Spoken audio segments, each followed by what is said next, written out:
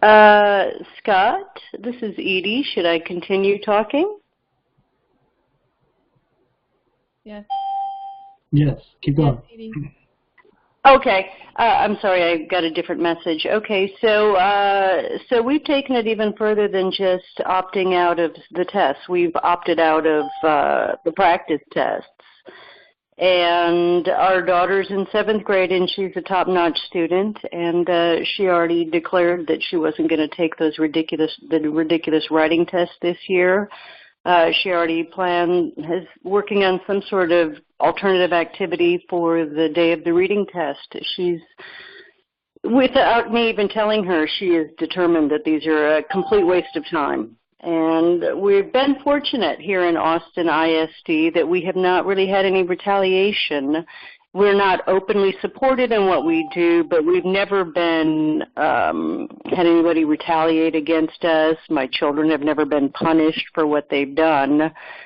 And now that my son's in high school, it's really, I guess, well, I wouldn't say in his best interest, but we do plan on taking the test. In fact, he took a 4-hour algebra test today. Tomorrow he's going to take a 4-hour biology test. And the amount of time lost to testing is staggering. And I feel there's not much. The high school is a little bit different, but I really think that it's particularly harmful to children in the younger grades. It's so oppressive to children. So that's really just been my experience. It's been 6 years, and I'm still just as mad as I was when my kid was in 3rd grade. And I believe that opting out is the only way to really make change happen. I don't believe that the legislature is going to really just come in and wave a magic wand and clean it up, although they have made some recent attempts at reducing testing, but it's really on parents to do something about it. We can't expect teachers to risk their jobs and their livelihood to speak out against testing. Yep. Thanks for that, Edie. So my name is Sarah Becker, and how we started becoming concerned about this and getting involved in the movement, because it is a movement, is our daughter happens to be in a public Montessori school within Houston ISD, and she came home, so that meant she started school at 3 years old in pre-K 3, and she came home as a 3-year-old saying that she had to have silent lunch and she didn't get recess on testing days. And that instantly concerned my husband and myself, and we went and verified with the principal that, yes, as I'm sure many of you parents know, the school goes on lockdown on these testing days. And so our kids, she's now finishing up her kindergarten year, and we decided at that moment that we couldn't wait until she got into 3rd grade to get involved and try and change the system. I work in schools as a career, and I knew how deep and entrenched this was as a part of the culture of education in Texas, and I knew that we couldn't wait to get involved until she was in 3rd grade. So we, Ben and I, are very thankful for all of the parents who have gone before us, like Edie, and blazed the trail for opting out. I 100% echo what Edie says. This is on parents. It's not the legislature. While they've done some small changes recently, has shown that this is not going to go away overnight. And so we have to get bigger and get louder to force them, to listen. And so I'm going to turn it over to Ben and let him talk more about some of the reasons why we're involved in this movement as a family. Yeah, I can't start by not thanking the opt-out parents who are going before us and doing the really hard work of telling the school no and denying consent for these assessments. And so I just want to start there by thanking all those parents who are leading the way. And as Sarah said, we recognized an urgency to change this so that because it's not just these test days that are bad, like Sarah was saying, that go on lockdown is this horrible experience, but we know that our kids' education, the curriculum is being diluted and changed year after year more and more to align with these horrendous tests. And our kids' school doesn't have a music teacher or a PE teacher or an art teacher in the elementary grades because there's not enough money to support all the programs to meet the test and do all these other things. And so for us, we recognize this is really a social justice issue where it's not just about whether or not our kids would be hurt by the single test, but about what is happening to public education as an institution and what it's doing to schools, not just where our kids go to school, but across town. In Houston ISD, over the last 2 decades, there's been another movement, and that's one to shut down schools in different parts of the neighborhood that correlated with socioeconomic status and black and brown children. And the schools have been shut down because of a narrative of they're bad schools because they get bad test scores, and nothing we do changes that. And if we know that these tests don't measure what the state tells us they measure, and we know that because of research that says that the STAAR test is insensitive to instruction, then if we participate, even if my child or the children at my kid's school do well on the test, then they're participating in a system that allows school leaders and politicians to justify shutting down schools in parts of the neighborhood, defunding those programs, and ultimately, dismantling the institution that is public education. We're spending a lot of time right now because the legislature is in session talking about school funding, and everybody's talking about how we need to raise just the basic allotment of how much the state puts into the education system, which it's constitutionally required to provide for schools. And more the state is essentially limiting how much it puts in. And there's a real connection between the accountability system and the STAAR test and how much money that is put into schools and how much we pay teachers and how much we invest in building the infrastructure around our schools. If we allow there to be a narrative that there are good schools and bad schools based on these tests, and that there are a handful of charters out there that have cracked the code and they can use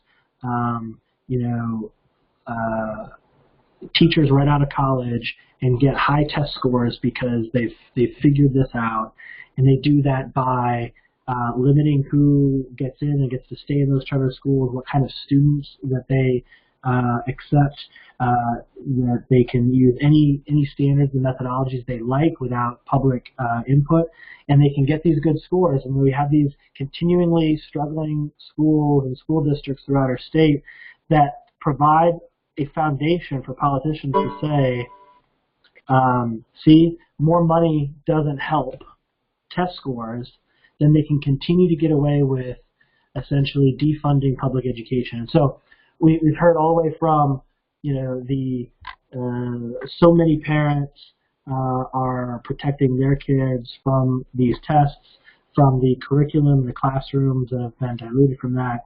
But I also believe that this is an attack on public education's future, and that only when this movement grows to a critical mass where we deny them the right to judge our schools in this way, then we're going to continue to have all of these other problems with the public policy around public education. And ultimately, that's why I don't want my kids to participate, and I hope that this movement grows much bigger. Okay, great. Thank you, guys.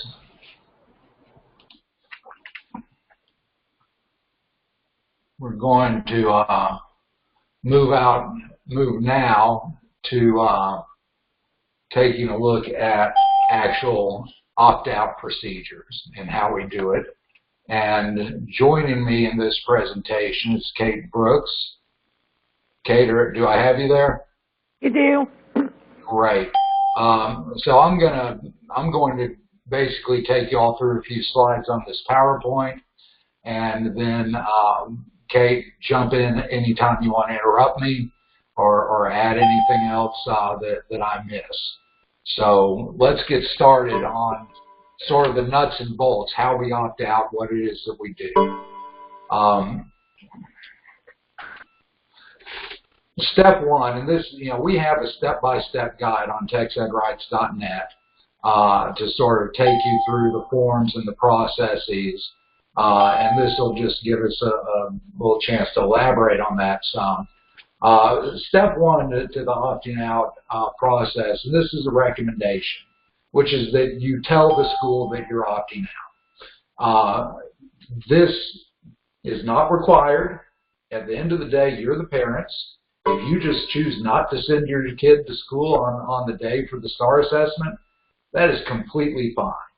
The reason that I like people to tell the school what's going on is because it makes a record. It lets people know we are not going to be a part of this system. We're not going to submit our kids to assessment. We're not going to make them little contributors to the data machine. And here's why. There is one important reason to give written notice, and it should be given to the principal and the subject area teacher, and that is to preserve whatever rights may exist under the Education Code, Section 26.010, which is an opt-out provision that allows parents to remove their kids from instruction or school activities that they find objectionable on a religious or moral basis. And talk a little bit more about that. When you are actually making this opt-out decision, when you are informing the school, be very clear in your letter that you're not asking for their permission. You're not asking for them to excuse or exempt your child. You're just telling them you're not going to participate. They don't need to give you permission. And frankly, if you're asking for it, if you're asking for their approval, you're probably not going to get it because the TEA tells them, don't agree to this. You can't do that. This is a decision you're making for your kid, and you're making that decision regardless of whether the school thinks that it's the right decision or the wrong decision, or whether they're going to back you up or not. So that's sort of step one. We tell the school, and we're not asking. I'll just jump in here with a sort of personal example, and this is not going to work everywhere, and that's one thing in mind, that every place is different. But, for example, my son, who goes to the same school that Edie's daughter goes to, I haven't written this year because I did that last year. I just talked with his counselor and his assistant principal. I do agree with Scott that it's better if you do. I just didn't get around to it this time, and they give very little pushback. But if this is your first time doing it, or you're at a new school, or you're anticipating that they are going to push back, I totally suggest writing everything down to leave a trail. That's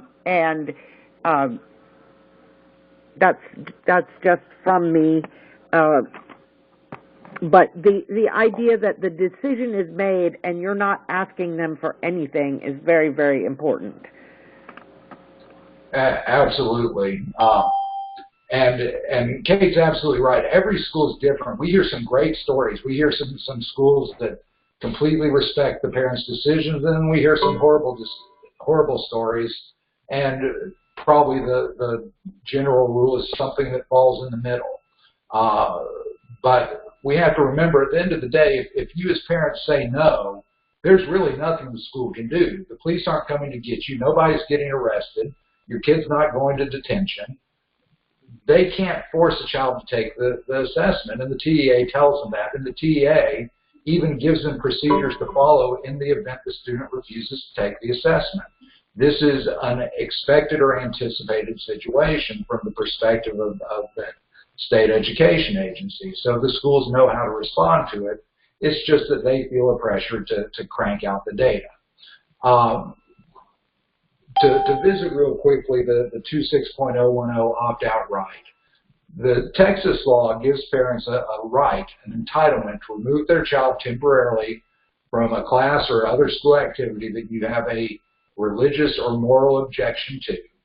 And the requirement is that you present to the teacher a written statement authorizing the removal of the child. Now, the schools are all going to say that this doesn't apply because you can't remove a child to avoid a test. And that would be great if the STAAR were a test, but it's defined as an assessment. And in fact, the Education Code defines it as assessment over 300 times. It never defines it as a test. When the Education Code talks about the rights of parents to access instructional materials, you have a right to examine every test at the school. But assessments, you don't have that same right. And so they treat them differently in the law. Whether this will ever be decided in a court, I tend to doubt it. The schools are going to tell you this is absolutely clear. You can't remove a child to avoid a test. We say, number one, we're not doing it to avoid a test. We're doing that because we object to the system. Our purpose isn't avoiding a test. Our purpose is objecting to the system. But number two, it's an assessment, not a test. So it just the school's objection simply doesn't apply. But it is definitely worth preserving that right in case anything ever comes of it. Our second step, which sort of follows the first, is to respond to the school's denial, because, as we said, the school, because they're instructed by the TEA, is in all likelihood going to send you a letter, a form letter prepared by a lawyer, that says you can't be exempted, or they can't excuse you, or that 26010 doesn't apply. I want to assure you guys, in the last 2 years, we have not seen anything new in any of those letters. They were written 2 years ago in response to the initial wave of opt-out. The lawyers gave them to the schools, and they just get copied and pasted every single year. There's nothing new. There's nothing, that's suddenly come up where thousands of parents have opted out in the past. It means you can't do it now. So don't be intimidated by the school's refusal. We already know that they're going to say, oh, we can't do that.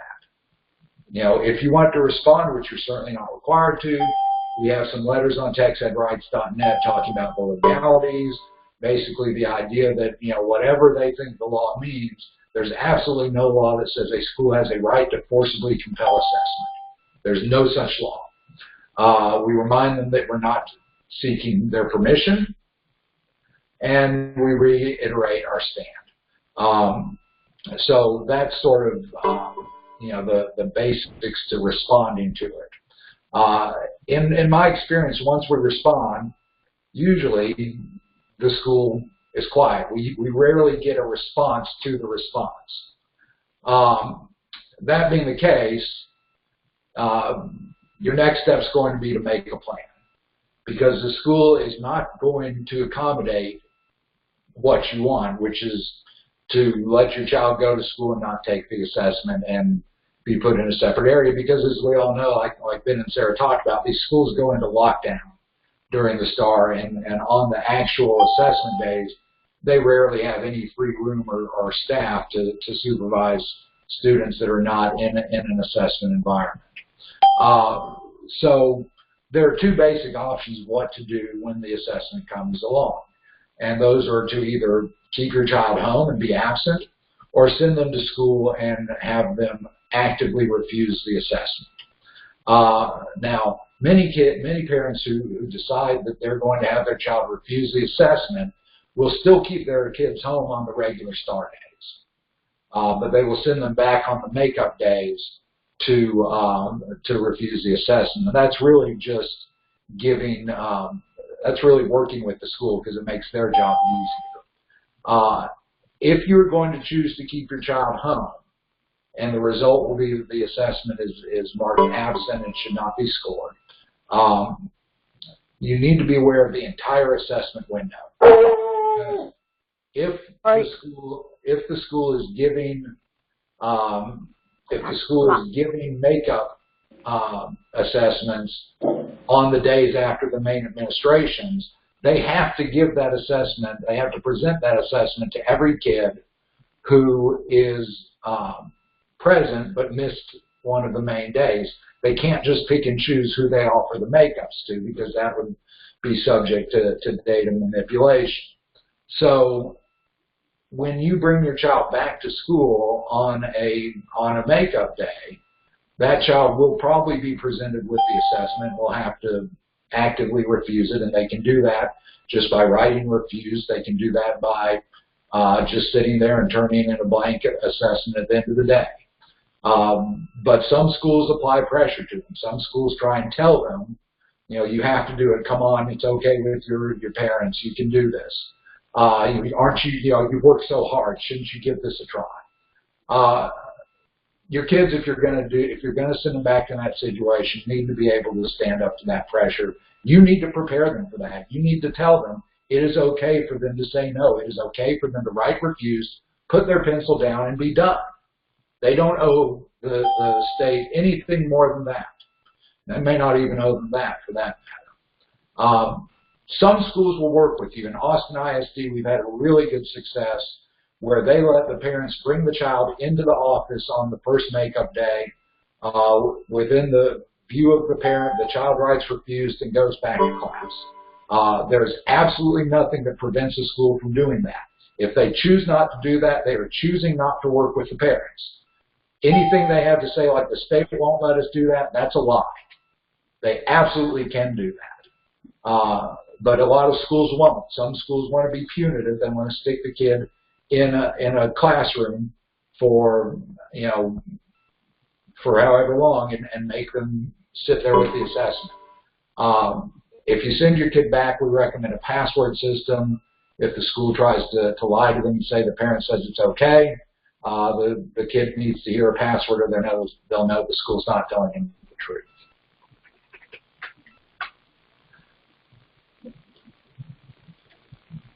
With respect to the scoring of assessments, I'm going to run through this real quickly because we're already behind time. If the child's absent for the entire assessment window, the sheet should be marked A for absent and not be scored.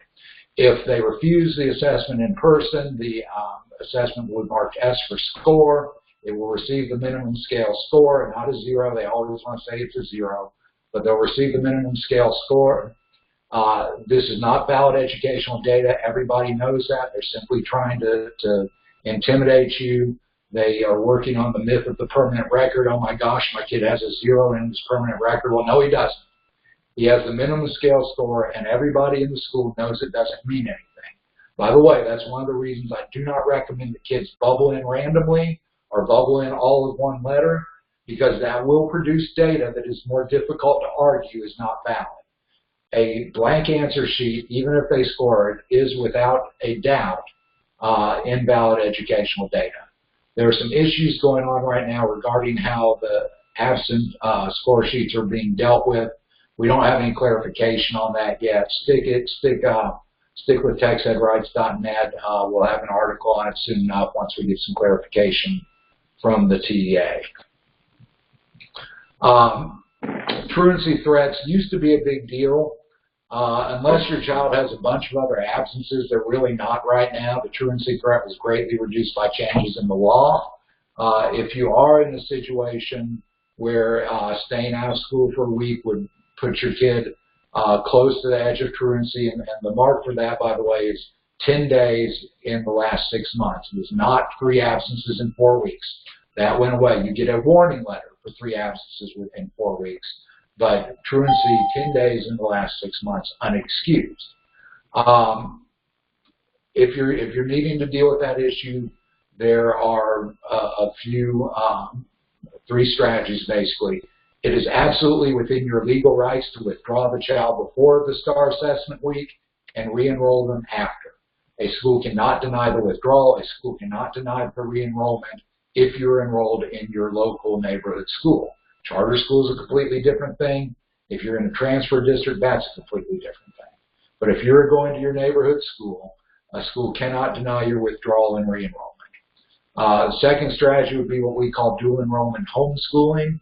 Basically, you inform the school, hey, I'm going to be engaging in homeschooling, and I'll probably miss a few days. And then it just happens that that those days are the STAAR assessment days. This hasn't been tested in court yet, but Texas has very liberal homeschooling laws, and I believe that it's at least a valid argument to make that if you choose to pull your kid out and homeschool them for a week, that you're in compliance with any compulsory attendance laws. The last way to deal with the truancy threat is simply send the kid to school, have him refuse the assessment in person. And I keep saying him, it's him or her, obviously. But the last thing to remember is what's called the 90% rule. And this is not a truancy rule, although schools often confuse it. The 90% rule says that a student must attend 90% of the classes over the course of the grading period. That's either a year or a semester, depending on your school. Must attend 90% of the classes to receive credit. That applies to both excused and unexcused absences. So if you miss 19 days, you're under the 90% rule. You're likely to get in a situation where you may have to recover credit or go through a recovery plan. If you have less than 18 absences or 9 for your semester, this doesn't apply to you. If you're in that area, you do have to be concerned about the 90% rule. The thing to know about the 90% rule is it's really a 75-90 rule, because from 75 to 90% of attendance, the school is required to work with you to create a plan to recover any credits that are at risk. One of the things, though, to keep in mind, just real quick about that 90%, if your child is not in high school, first of all, credit doesn't really, 90% rule doesn't really count in elementary school because you don't have separate classes. It's just the whole day. So you need to ask them how they're dealing with that if they do it just by grading period. But it really is kind of irrelevant. In middle school and high school, though, when they are earning credit, that's what they're talking about, credit. It's not, oh, well, you can't pass with, they should, in any case, they should let you know who the attendance committee spokesperson or contact is, and you can always make up that time. That is the school's responsibility to work with you on that. That of the truancy laws. All right, that's a good point, Kate. I appreciate that. Yes. All right, we're going to jump to the accelerated instruction and grade placement committee Hey, Scott. because yes, Ben. Can I just add 30 seconds on an HISD attendance issue, and that is that there are a lot of principals out there of magnet schools that will tell you that that there are special attendance requirements to keep your magnet spot. It is HISD policy, Houston ISD policy, that no negative consequences can come to a student because their parent opts them out, and this is included. And so beware of threats in Houston ISD, where many kids are in magnet schools, that those types of threats are meaningless, and to let others of us know if you hear them, we can help you work through those issues. Thanks, Ben.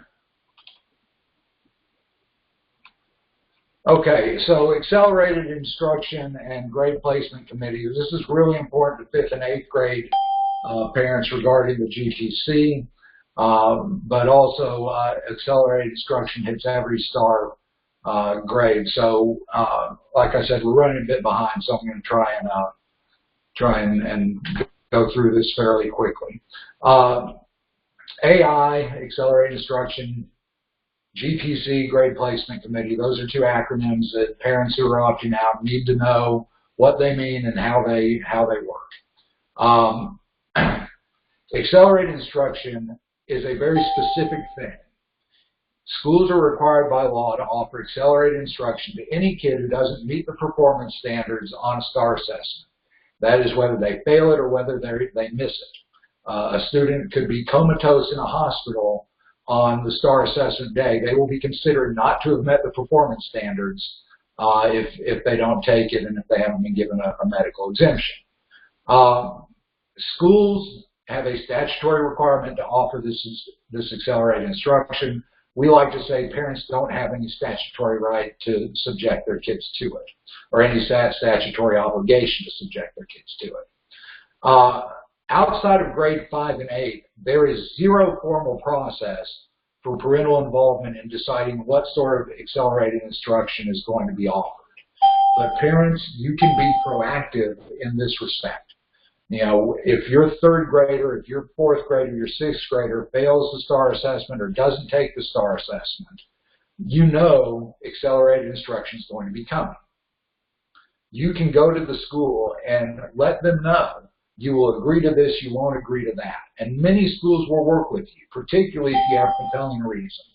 You know, students who, you know, really need their specials, their music, their physical education, and can't be removed from that without really impacting their educational experience. Schools are often willing to work with parents. Some won't, but a lot of them will. We need to understand where the school is coming from on this. You know, the schools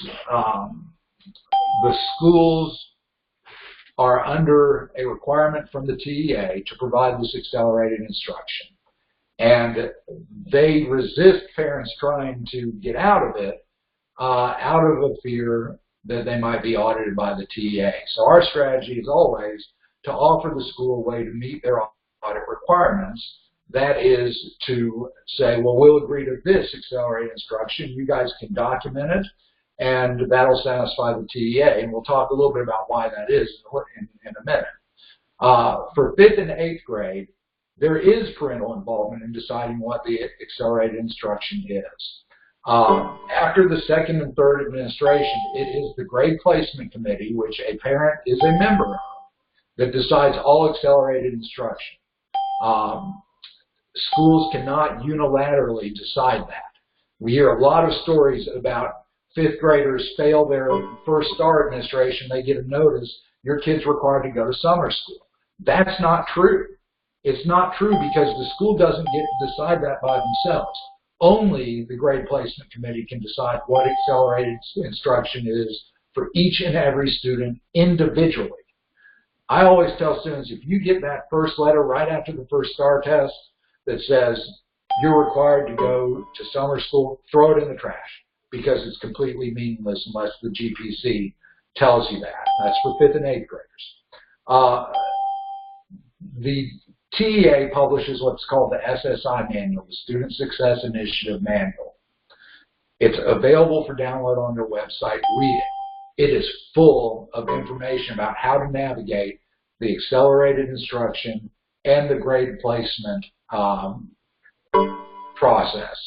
A lot of things that people don't know and a lot of schools don't even know, are made completely clear in that manual. Now, accelerated instruction, this is very important, is subject to compulsory attendance by law, and that can include before and after school hours. But that is only if it is based on a failure to meet the performance standards on a STAAR assessment. It is not mandatory because they failed the benchmark. It's not mandatory because they're behind. Only if they fail to perform on the STAAR assessment can accelerated instruction be made subject to compulsory attendance. Because, though, there is this part of the compulsory attendance law that references back to accelerated instruction, I really, really recommend that parents who want to fight accelerated instruction make an agreement with the school district. Do everything you can to come to an agreement with the school district. And usually our experience is that people are reasonable that happens. Here are some things to remember about it, because what schools often try and do is tell the parents, this is required by the state. And here's a general rule. Every specific item of accelerated instruction, whatever it may be, is almost always a local decision and not a state requirement. The SSI manual, this has some quotes on it.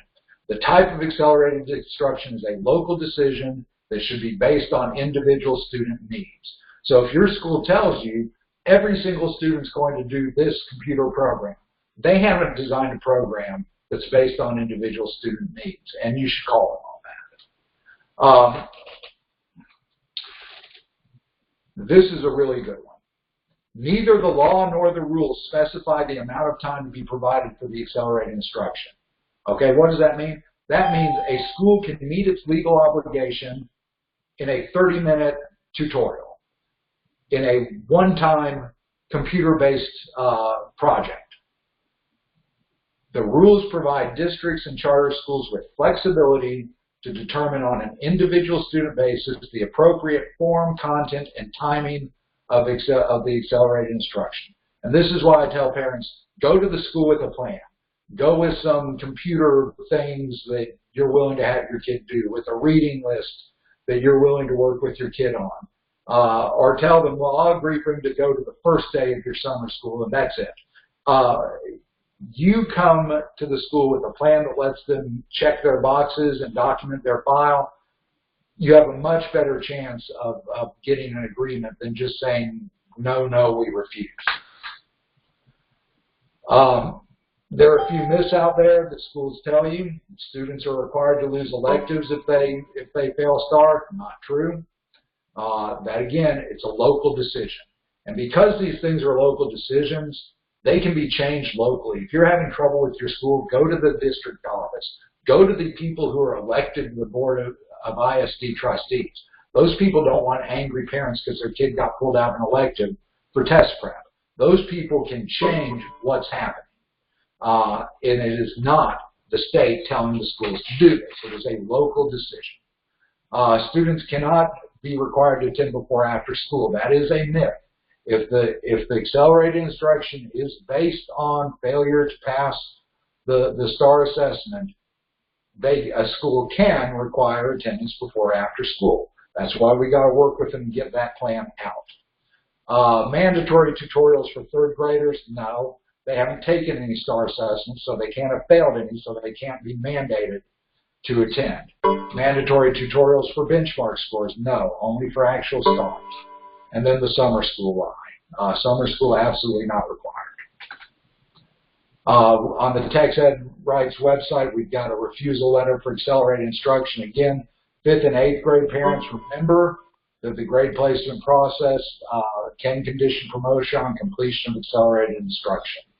And finally, if you're just having a horrible time with truancy threats because you don't want to send your kid to summer school for accelerated instruction, withdraw them. Withdraw them from the school for the summer. You can always re-enroll.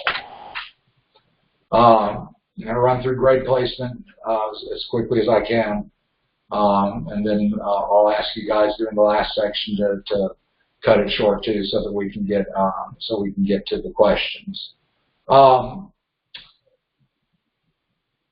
Only 5th and 8th grade are SSI years. Every other district, every other grade, including high school, promotions based on grades. Your local board policy, EIE local, is available online. Check it, it will confirm it. The GPC process is actually a two-step process. First, after the second administration, the GPC meets to decide the accelerated instruction for the third administration. This is where you fight the summer school. A lot of schools skip this step and just tell you this will be the AI. You should demand it, and if they don't give it to you, I think you're within your legal rights to ignore whatever they tell you, because for 5th and 8th grade students, only the GPC can determine accelerated instruction after the second but before the third administration. Parents, you also have an absolute right to waive the third administration. After the third administration, or after you waive the third administration, the GPC meets again to determine promotion and accelerated instruction for the following year. The law requires completion of the accelerated instruction as a condition of promotion. That's why we have to negotiate it. That's why we have to come to something that we can live with. GPCs determine promotion by unanimous decision. Decisions that are not unanimous result in a retention under the law. To prepare for your GPC, your promotion GPC, get statements from teachers that your students at grade level are ready for the next grade. Bring evidence from the classroom grades. If they had success on benchmarks, that's a huge plus in the GPC because it's a simulated STAAR situation. The standard for promotion by law is that the promotion should be given, if this committee concludes, using standards adopted by the Board of Trustees that if promoted and given accelerated instruction, the student's likely to perform at grade level. Your district's standards for promotion are found in your board policy EIE local, and those are almost always based on grades. Look the policy up and take it with you to your GPC meeting, because no other factor can be considered in determining promotion or retention by the GPC committee. If they start going into other factors, then redirect them back to the standards that the local board has set. You may want to record your GPC meeting. Scores from refused assessments are not valid educational data to be considered at a GPC. And parents always be aware, if you give your kid over for assessment and they don't pass it, that data may be used to support their retention. So if you're concerned about that, if you're concerned about passing and failing, your student's really better off not having taken the assessment at all, because there's no data to use against them at that point. Some quick facts about the grade placement committee. 90% of kids who either fail or don't take the STAAR in 5th grade are promoted to 6th grade. The whole have to pass to be promoted is a big fat lie. 90% of STAAR failures go on to 6th grade. In 8th grade, it's even higher. 95% go on to 9th grade. Some schools like to try and make parents think their kids are going to be labeled as placed instead of promoted. That's a lie. The grade placement committee can do 2 things by law, either promote or retain. There is no such thing as placement in the GPC process. Schools make that up. I've even seen schools change the forms to put that on there. By law, they promote or they retain, nothing else. Last item, we recently this year had a few schools telling parents that if your kid is promoted by the GPC, they can't play UIL sports for 6 weeks. That is absolutely false. There was a rule like that 3 years ago, which I believe they were misinterpreting then. But that rule got changed because it was brought to their attention they were misinterpreting it. If your child is promoted by the GPC before the first day of school, they are UIL eligible, no questions asked. All right. I'm going to switch us back over to Ben and to Sarah, if I can find you guys. Hold on a second. All right, there's Sarah. Yay. Sarah, do I have you? Yep, I'm here. And Ben, do I have you?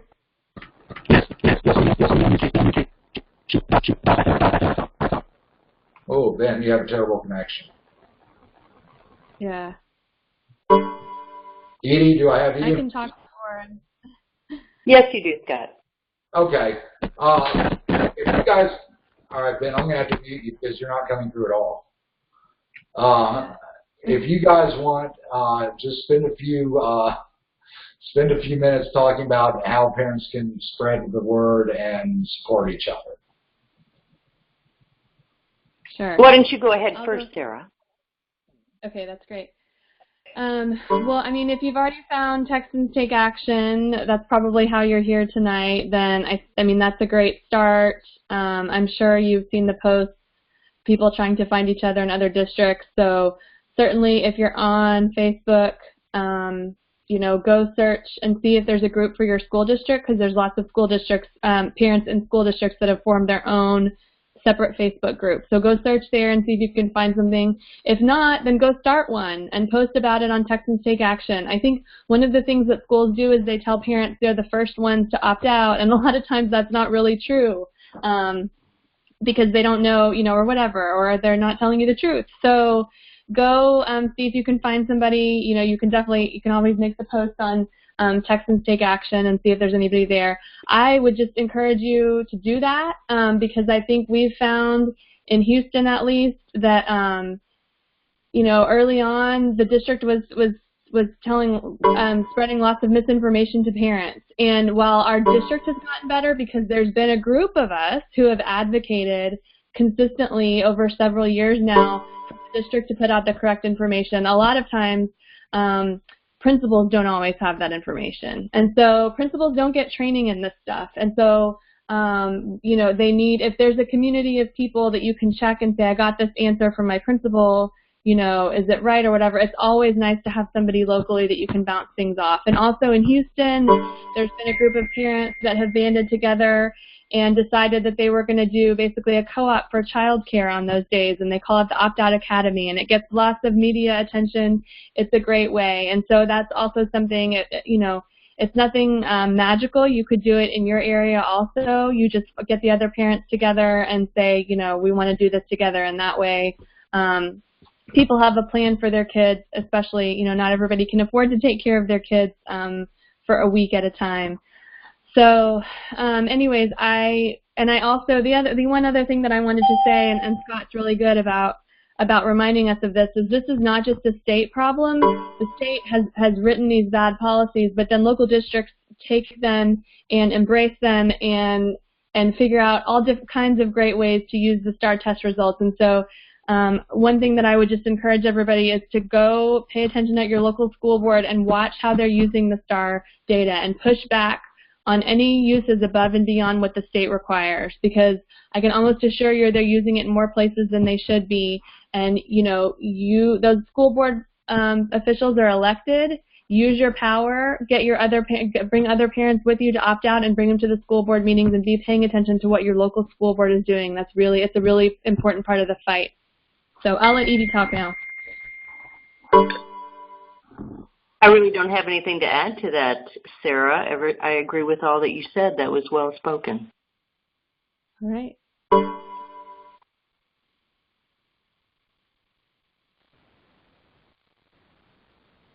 I think you're still muted, Scott.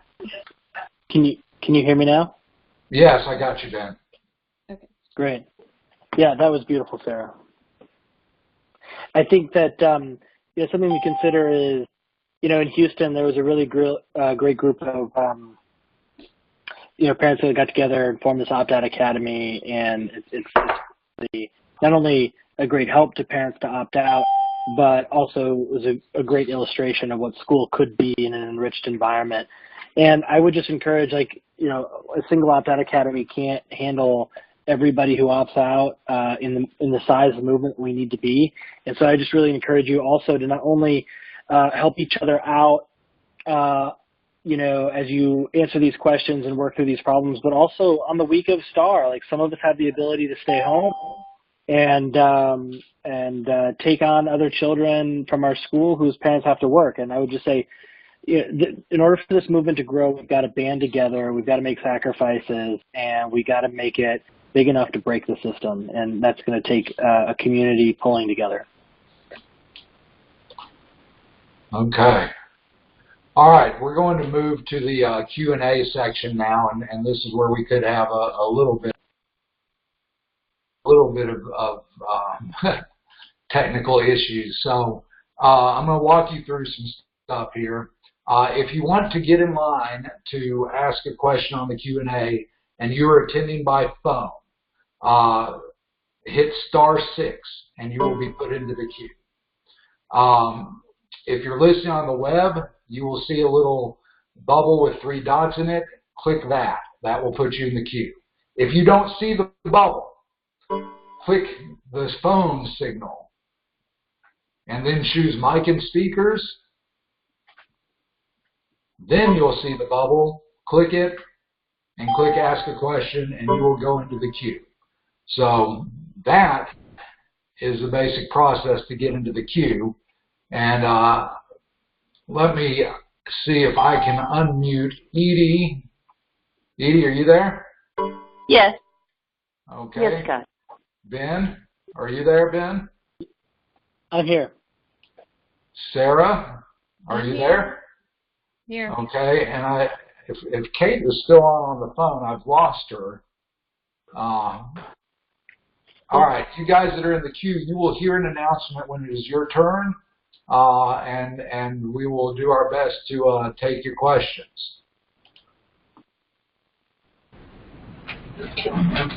Melissa. She doesn't feel too hot. Melissa, do you have a question? We change it down and turn the volume down.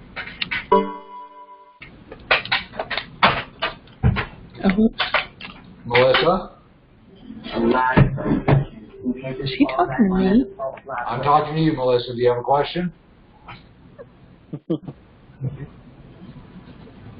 Is she talking to me? All right, we're going to go to the next in the queue.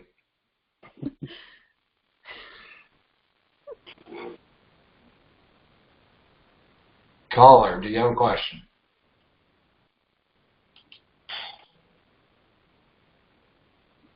Yes, I have a question. I did exactly as you said about the steps, step 1, step 2, about writing a written notice to the principal and the teachers. And then the school administration, the lady in the office at the administration office, gave me a paper. It says STAAR test, question mark, no thank you, exclamation mark.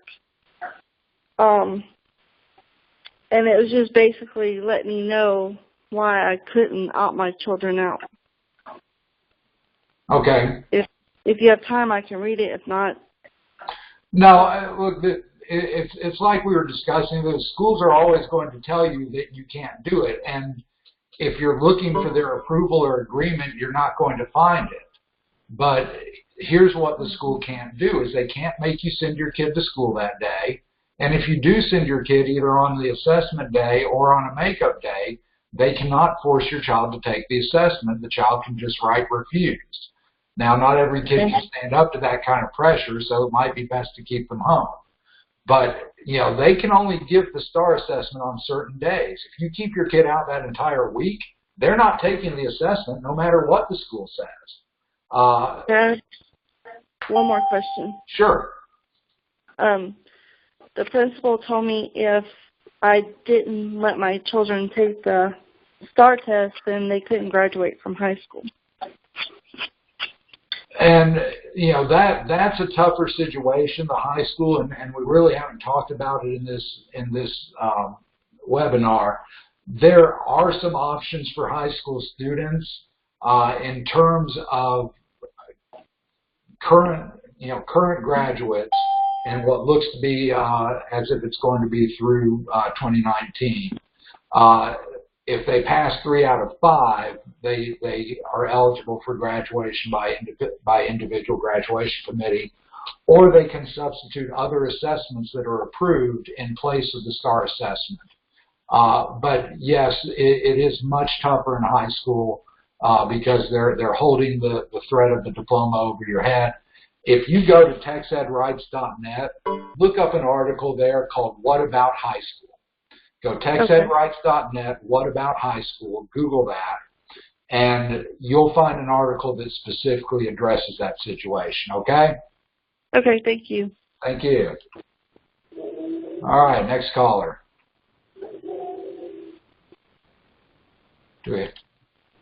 Next caller? Oh. Sheila. Yes. Great, you got a question. Yes, my son is only in 2nd grade. However, I have not been sending him to school during the testing days just because I don't like the idea of the lockdown. Is there anything I need to do to notify the school of the reason why I'm not sending him to school those days? No, not necessarily. I mean, you could claim 26010 on that. I think you object to the locking down of students for assessment of other students. I absolutely think you could claim 26010, although they'd probably still say send your kid to school. So I think I think number one, I think it's great that as the parent of a second grader, you're saying this is wrong. The way you treat these younger kids and the way the whole school gets closed down so that we can gather data from this one grade or this other grade. I think what you're doing is absolutely great. I don't think you owe them any explanation, but I wouldn't hesitate to share it with them if they ask. Sarah, Desi? Thank you so much. Appreciate it. Yeah, I just wanted to add that we also keep our kids aren't old enough yet. We have 2 kids who are in school right now, and we don't send them either. And I just don't even, I mean, well, the school knows our position on testing anyways, but I don't tell them anything, and I don't, when they call saying where are they, I just don't answer the phone, and they don't bother us. So, I mean, you can if you want to explain yourself, but you don't have to, is what I would say. And I think also everybody should be thinking about this. If you have one kid that's in a testing grade and another that's not, like, these are the kinds of things, if everybody does it, that are going to get the school's attention. It doesn't have to just be kids in testing grades. So just think about it. Thank you so much. I appreciate it. Thank you, Sheila. Yep. Next up is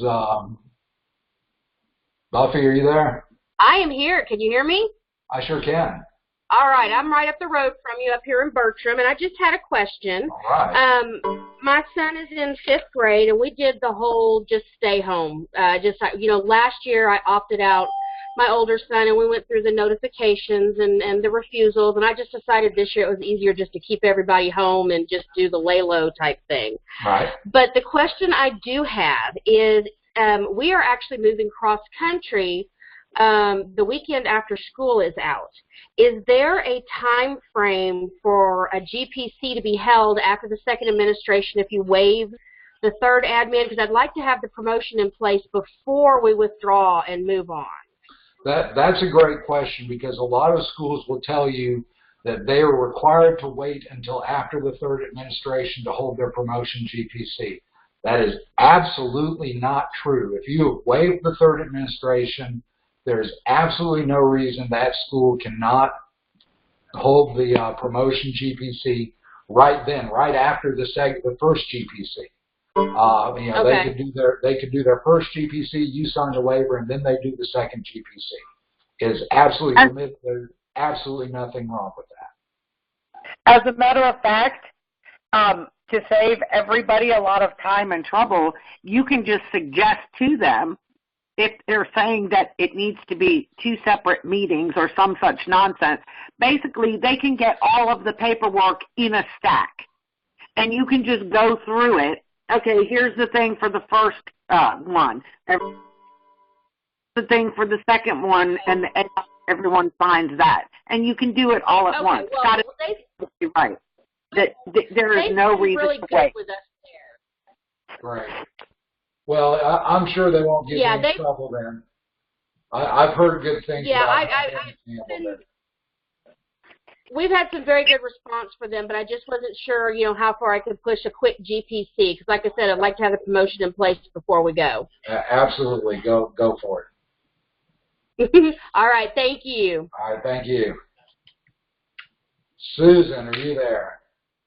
Can you hear me? I sure can. Okay, great. My question is I have a 4th grade daughter that did not meet the standard, and so now in 5th grade. She has dyslexia, and she's on 504. And they tried to put her in the AI, and I refused. And they said that was okay. Okay. They support me in holding her out, and they even they called to confirm, to tell me when the STAAR was, and told me to make sure I don't bring her. And so I'm just wondering, waiting for the other shoe to drop for one thing, and then the other thing is, I'm wondering why other school districts or schools within our district are trying to make everybody come. Because the grades really, you would think they would not want her scores in. Well, every school is a little different in how they deal with this. You know, if your school's been supportive, the chances are they're going to continue to be supportive. You know, if they've been belligerent, the chances are they'll be belligerent, you know, all the way through. Except what we have to remember is, belligerent or not, we still see 90% of fifth graders promoted to sixth grade. So, you know, schools can make it difficult, they can make it miserable, but at the end of the day, unless a kid just isn't getting it done in the classroom, assessments completely aside, they tend to promote them. And parents, you know, can check their school's individual record on that, and they'll see the numbers are going to be right around 90% of STAAR failures that get promoted. So hopefully, if they've been supportive so far, you're going to, you know, continue to be in a good supportive environment. And if they, you know, continue up the ladder in middle school, you'll get the same. But it can differ school to school in the same district, because, you know, I think the campus principal has a lot to do with how this goes on. Does anyone else have a perspective on that? I think I missed the crux of the question there. Susan, did I answer your question, or did I completely miss it? No, I missed it, not you, Scott. Well, I know. I'm asking Susan though if we got it answered or not. I guess what my main question is that why the school doesn't want her to take the test. Right. And so, because her scores were so low in fourth grade, other schools, why are they chasing them down, trying to make them take the test? Because aren't the teachers compensated on the scores? And the school districts are compensated on the scores, and the schools really want the scores to be really high to meet their standards. Well, there's some misconceptions in there. Not every school, not every teacher or district compensates based on STAAR scores, and school funding is by and large not dependent on STAAR scores. In fact, if you factor in what's called state compensatory education money, you can make an argument that bad STAAR scores increase funding to the school.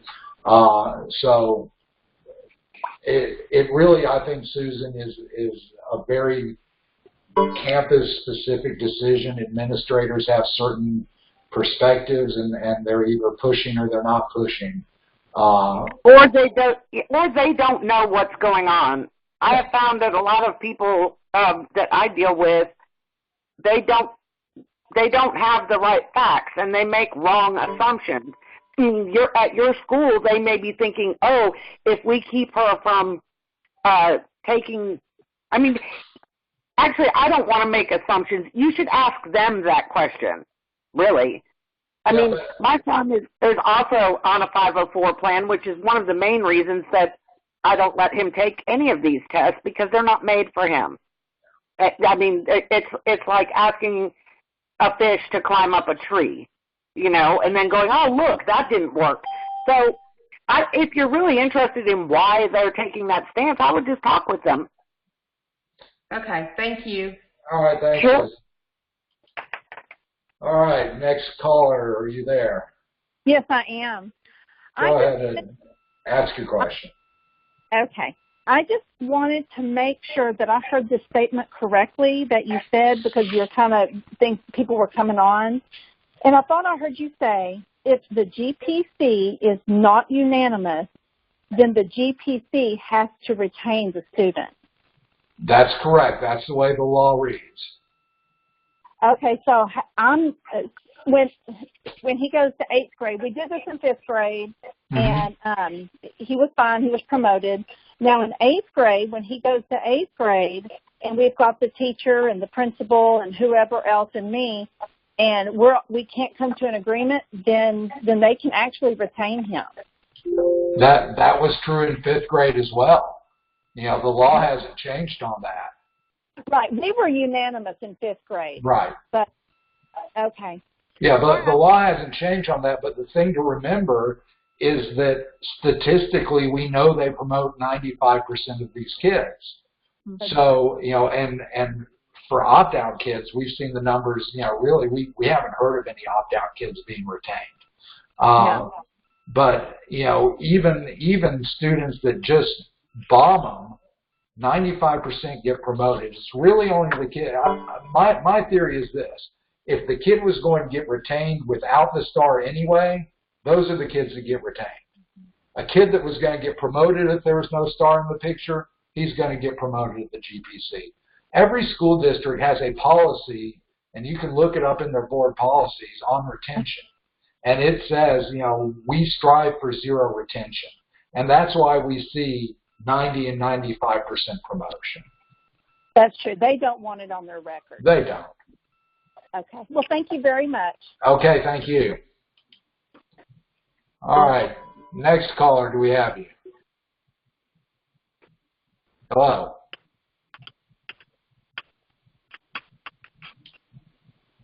Phil, do we have you? Hi, Scott. Can you hear me? Sure can. Thank you. So my first question was answered, then my second question was answered. So I would just say a big thanks for doing this. I appreciate it. I'm glad we could take care of that so efficiently. Thanks for watching, Phil. You bet. Thank you. All right. Caller, do we have you there? Yes, can you hear me? I sure can. Okay. My daughter is currently in 5th grade. We opted out the first round. The makeup and the science is coming up next week. And I got a report today that she's failing math. Okay. My question is, okay, well, she passed math the other 9 weeks. Her current grade is failing. My question is, at the GPC meeting, is all the grades averaged out to determine the passing grade, or are they just taking that last 9 semester grade? I would imagine they'd look at the whole picture. Does your school give numerical grades? Like for each grading period, does she have a 68, an 85, a 92, like that? Yes, it's numerical. Then they will all be averaged together, and that's her grade for the year. And that's what she has to pass. In other words, have a 70 or above, and she will have passed math for the year. Correct. Okay, yes, you'll find that in the local board policies, by the way. Okay, because I'm in the process of getting my letters together to present to them Monday, because they test Tuesday, Wednesday, Thursday. Sure. And when she came home with the note, she was kind of nervous too. She was like, "They said I have to pass a STAAR to go to 6th grade," and I just said, "I'll work this out." Good. Well, tell her get those grades up and don't worry about the STAAR. I sure will. Yeah, she's passing everything else. But thanks a lot for your help, and I'm an avid reader of the website. So great, glad to hear it. Thank you. Good luck. Let us know if you need anything. April, I think I accidentally X'd you out, April, if you want to, April, I don't have you there, do I? April, do I have Lauren? Yes, can you hear me? Yes, April, if I accidentally skipped you, April, just jump back in, I'll get you, okay? Lauren, go ahead. Okay, great, thanks. I just had a quick question. I've opted my daughter out. This will be my 2nd year. She's in 5th grade this year, and everything's looking like the school district's going to work with us. So thank you guys for everything. I just want to know, what else can I do as far as helping with, I know that we've seen some changes in the legislature this year, but what else can I do as a parent and as an educator? Sarah, you don't need my permission. Jump in there. Okay, well, I just wanted to, so I was just going to say my kids can opt out, so that's been my whole, how can I help? I mean, I think, like I said before, one of the best things you can do is start going through your local school board meetings and seeing how they're using the STAAR and paying attention to that. Run for school board. That's something you can do, because school board members have a huge say in what their districts do with this data. So, I mean, if nothing else, maybe you don't want to run for school board, but you can at least watch and go to meetings, and when you see them using it in ways like, for instance, Houston ISD just last month adopted district goals, and they wrote 3 of them. 2 of the 3 were based on improving STAAR scores. Now, we didn't win that fight, but we went and talked and spoke at the school board meetings and said, do you see what you're doing? You're putting more emphasis. This is an area where you don't have to do it, but the state's not telling you, but you have to. So that's an example of like a local policy that you could, potentially affect. Write letters to the paper. It's testing season. I know in Houston, at least, that the newspaper is always interested in hearing parent perspectives about this stuff. So that's something you can do. And then also the legislature's in session. So usually someone's posting on Texans Take Action about bills, but you can go and search and see what bills are related. I know they're talking about extending the individual graduation committees at high school. Like today they were talking about that. So I think all that stuff's going to be happening. And the legislature has, I think, another, 30 days or less that they're meeting. So Right. all this testing stuff is going to be up. So I think it's important you can write your legislators, tell your friends to write your legislators. There's lots of stuff that you can do to influence policy, both local and state level. So the other thing is we need to also tell people what we want in our classrooms. And so we opt out because we demand a better education for our kids. We want music, PE, art, and a holistic education for all of our kids. And so not only opt out, tell people why you're opting out, but also demand of your campus principal the right resources. If you're not getting art and music education, demand that of your principal, demand it of your school board, and let them know that that's not happening. Tons of these school boards like to suggest that they're doing all of these things and they're not focused on it. But when you tell them that your kid's not getting ancillaries because they're constantly, being given test prep, or let your trustees know when they're constantly snapshotting to figure out where kids are going to be on the STAAR when it does come. We have to let people know we're not just about avoiding a test like they like to suggest that opt-out parents are. We have to tell them that we're fighting for a better education and what that looks like and the things that we expect our kids' schools to include. Great. All right, Lauren, thanks for your question. Thank you. April. Hey, Scott. Do you have a question for us? I actually have a point real quick, just real fast. Don't write your legislatures. Have your children write your legislatures. I have a fifth grade son who has horrible handwriting and wouldn't know how to write a letter if you showed him a letter and told him to do it exactly like that, because he hasn't been taught in school. He's the product of a full-time working mother, whereas his older sister was not. So have your child write your legislature. That same child who has opted out of fifth grade STAAR this year, he is writing a letter to the school board that they will receive before they close off for summer. And then after he receives his AI at home, which he will be getting this summer, whether he likes it or not, he will then write another letter to that same school board explaining to him why my instruction was better than what he had been getting, because I'm not going to purposefully put it around a test. It's going to be built to teach him something that he will need to know in the future. Just a quick pointer. That was an idea that was brought up to me by another parent here that's an opt-out parent. I also wanted to point out, too, that I found that, like last year, I had no issues opting out. The year before, no issues opting out. This year, all of a sudden, elementary is kicking up a fuss, and we have a few different teachers and a different principal, and the middle school's acting like it's, like whatever you want to do, Mom, it's all on you, however you decide to do that, just know that this is what we're told to tell you, and here's this information, and take it and do with it what you will. But the elementary, this is the first year, and my son's fifth grade, like I said, this is the first year that I've actually gotten any kind of slack or nonsense from them. I fully intend on fighting it to the bitter end just because that's my style, but we have not, I've got all my letters and paperwork together, and I intend on doing what the other lady said. I will have all of my GPC stuff ready.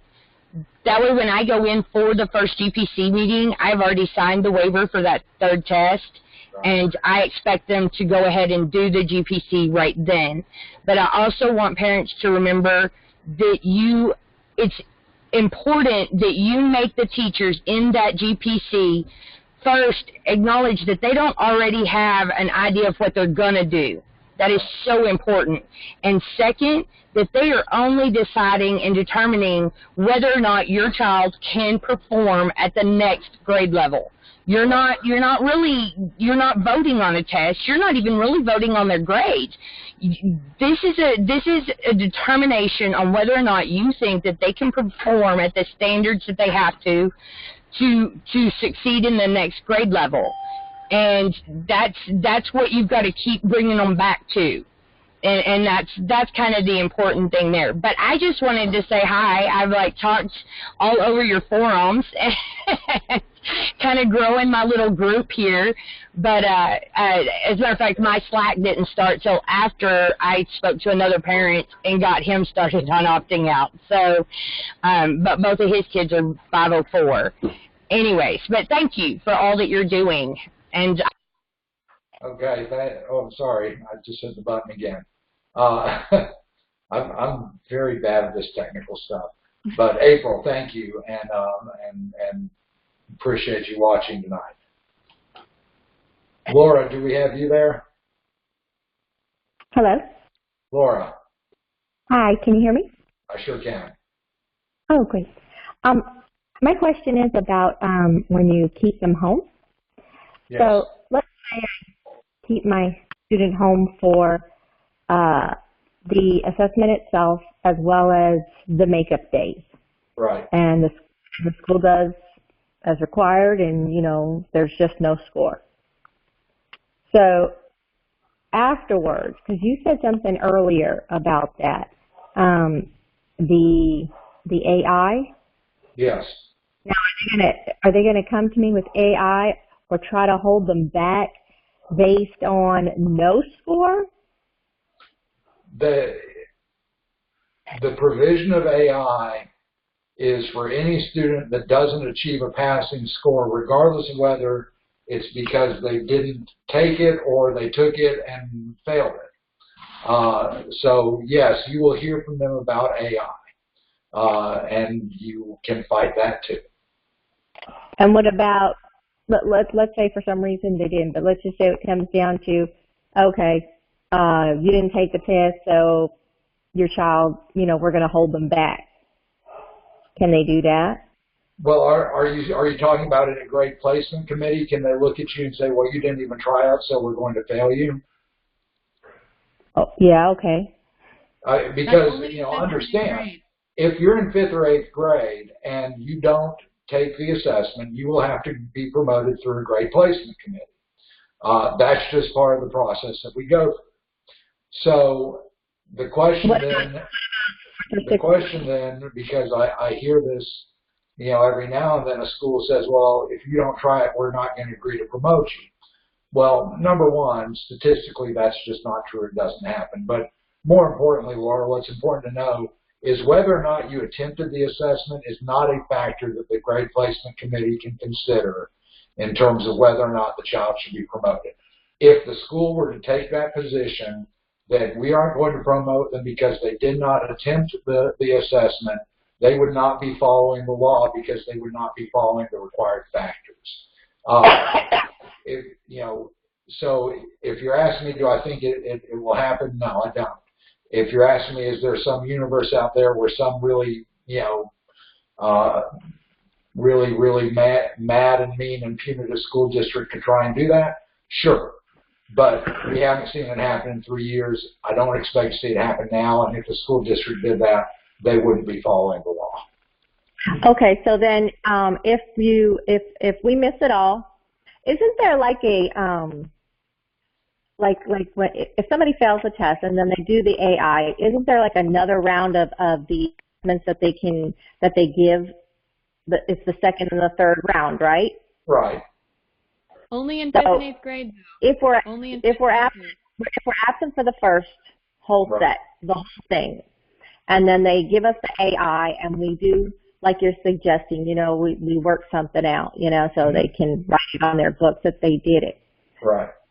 Can they insist to me though that they want us to take the second round? Of course they're going to say they want to, but, you know, they can't make you do that any more than they made you take the first one. And again, it is important to remember that's only 5th and 8th grade. There are no makeups on anything other than 5th or 8th grade. Oh, okay then. So it's only 5th and 8th grade that do that second and third round. Correct. Okay. That's good. No, I didn't realize that. Yeah. Okay. That was it. Question. All right. Shelley, are you there?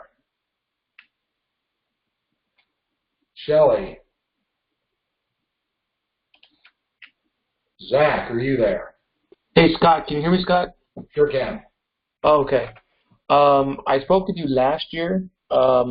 This is Zach from Houston, the teacher that had his high school students opt out.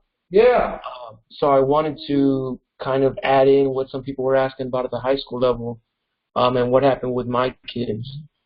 I teach 11th grade in HISD, which is the U.S. history test. And last year I had 3 kids tell me they wanted to opt out. So I supported them 100%. And what they did on test day was they wrote their name on the test and they turned it back in. And then they did the project and they're going to graduate. They were both in AP, so I had no problem supporting them. I have no problem standing by what they did even to this day. But a few people were asking on the forum, on the Facebook page, and on a few other places, what has the union done? I am on the executive board of HFT, which is the chapter of AFT in the area. And last year we passed a resolution supporting United Opt-out, which I'm also a part of. So for those people that are concerned at the high school level, the big thing right now is the GPC, the graduation committee, like you said. Right. And that's what my kids did. And they're graduating just fine. All 3 of them are graduating distinguished. All 3 of them got scholarships to go to college. Yeah. So it has no impact on that, not in that regard. Yeah, exactly. Can I ask you a couple questions? Sure. The kids, you said they were AP kids. Did they take the AP exam? They did take the AP exam. They all got 2s. If you so they get couldn't sub that. Yeah, if you get a 3 on the AP test, you can always substitute that in for people that don't know. Yeah, I was wondering about that. So they got 2s. They went through the IGC, and everything's good. And they're fine. So that's outstanding. The next big thing at the high school level is to try to graduate someone who refuses to take any of the tests. Right. And that's the only step really left, because now it's down. Yeah, we actually had one student graduate using only substitute assessments, so that's happened. Really? But yeah, there's a lot of work to be done at the high school level. I say to parents, it's easier, but it's a lot harder. It is. So, but there is we appreciate your support. It's always great to hear from a teacher that supports the students, and it's great to hear about students like that who are standing up for themselves and for the students that are coming after them. Yeah. All right, well, Zach, great talking to you again, and then keep in touch. Sure, certainly. All right, caller, you're the last one. Do I have the caller? Area code 832. Area code 832, are you there? Hello? Well, I think she got on just as I was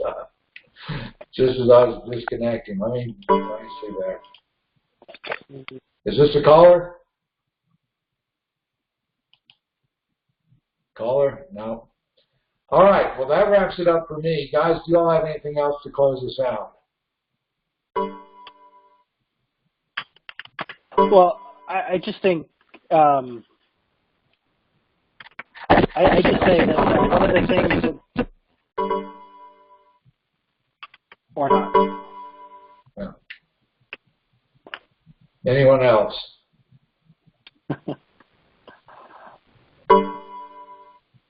All right. Well, if no one else wants to chime in, I will say thank you to everyone who joined us. And we're going to see how much of the recording worked. And we'll try and get something up. I was late starting the recording, so like I said, my fault on the technical error. Thank you, Ben. Thank you, Sarah. Thank you, Edie. Thank you, Kate. And Sherry in the chat room, thank you. So thank you. All right. Guys, thank you all very much. Thanks for joining us. Good night, everybody. And we will do this again sometime.